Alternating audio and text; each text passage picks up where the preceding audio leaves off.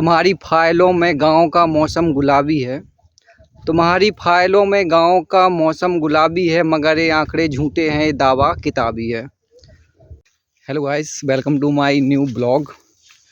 और आप लोग सोच रहे हों कि अभी हम कहाँ हैं, तो मैं आपको बता देता हूँ कि लंबे समय बाद प्रयागराज से अपने घर आए थे, गांव आए थे।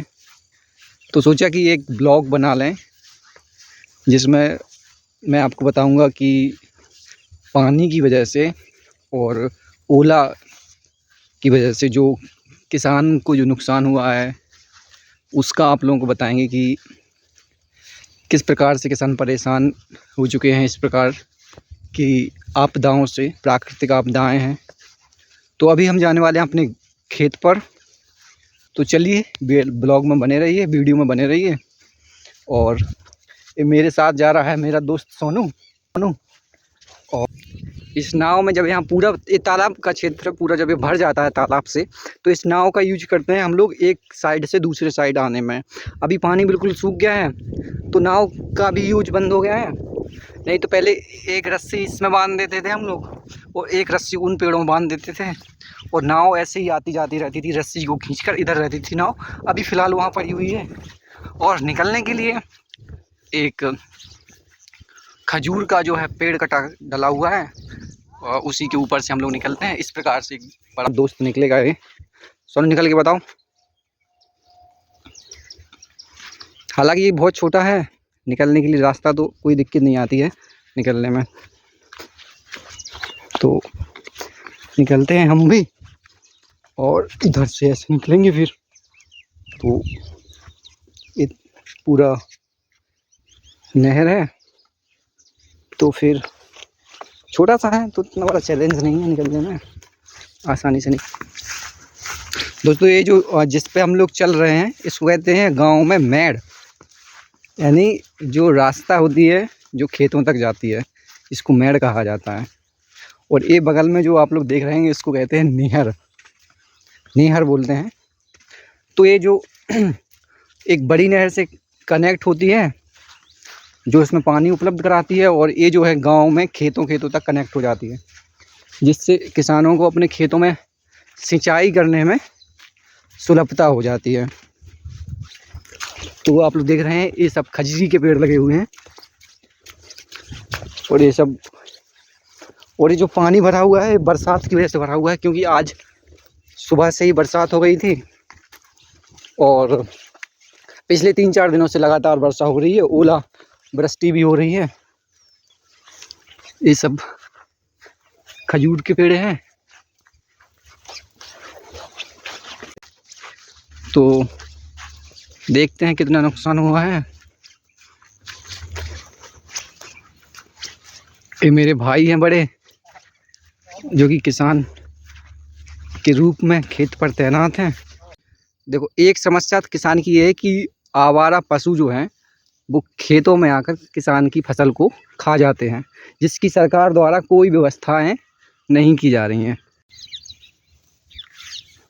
ये लगा हुआ है गेहूं जिसको कहते हैं गांव में पिसी, और अभी हरा हुआ है। अभी एक महीना लगभग समय लगेगा जिससे ये पक जाएगा और फिर सूखने के बाद इसको काटेंगे।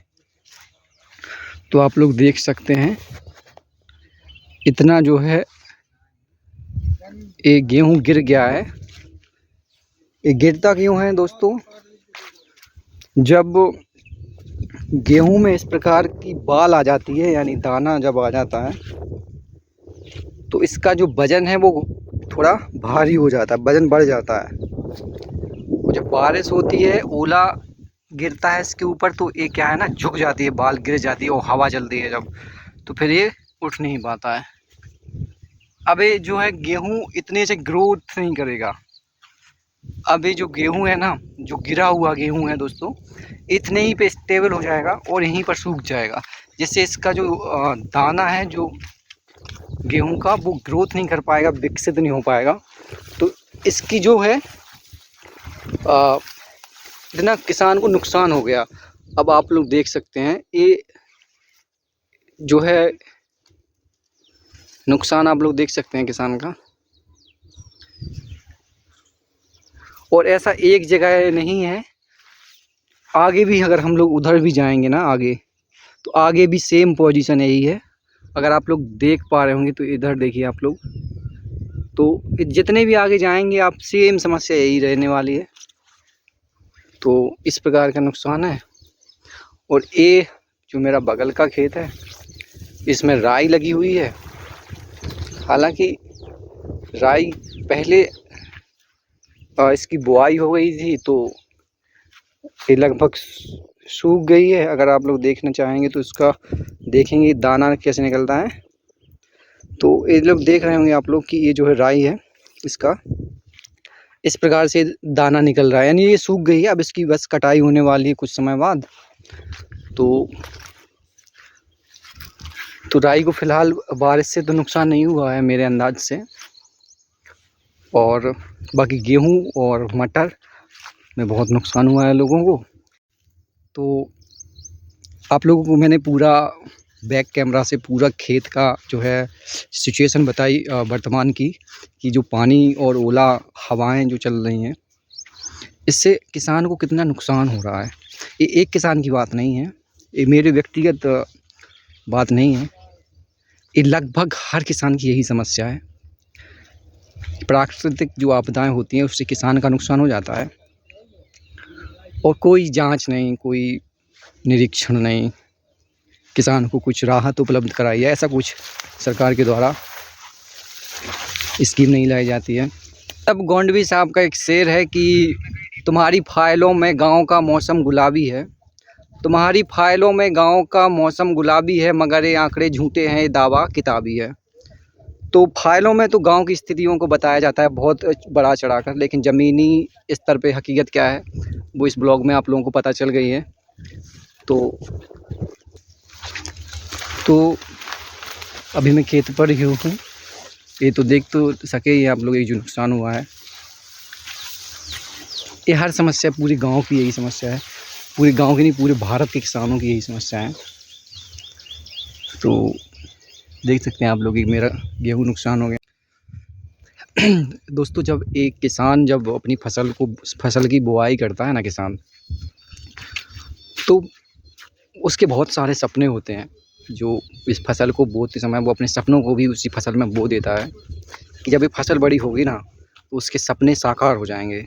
सपने क्या होते हैं कि इस फसल से जो कुछ भी प्रॉफिट होगा ना, उससे अपने बच्चों की अच्छी पढ़ाई करवा पाएंगे, उस पैसा का बच्चों की पढ़ाई में यूज करेंगे। कुछ किसानों के सपना होता है कि जब फसल अच्छी हो जाएगी ना तो अपनी लड़कियों की शादी कर देंगे।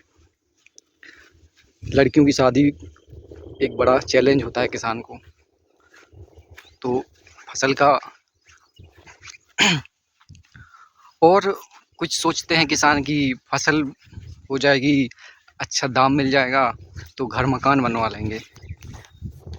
और भी बहुत सारी किसान की आकांक्षाएं होती हैं, इच्छाएं होती हैं, जिन्हें वो फसल को बोते समय उसी बीज में बो देता है, जिन सपनों को। तो और जब ये फसल इस प्रकार से आपदाओं के कारण नष्ट हो जाती है ना, तो उस किसान के सपने भी उस फसल के साथ में नष्ट हो जाते हैं। मगर ये दुख कौन समझेगा किसान का। आप लोग का क्या विचार है प्राकृतिक आपदाओं से और किसानों के नुकसान से? जो भी है आपका विचार जो है कमेंट बॉक्स में जरूर शेयर करिएगा। और इस वीडियो को कैसा लगा, कैसा इस वीडियो में आपको देखने को मिला वो भी बताइएगा। और वीडियो को लाइक कर देना अच्छी लगी हो, चैनल को सब्सक्राइब कर देना, और मिलते हैं फिर नए ब्लॉग में।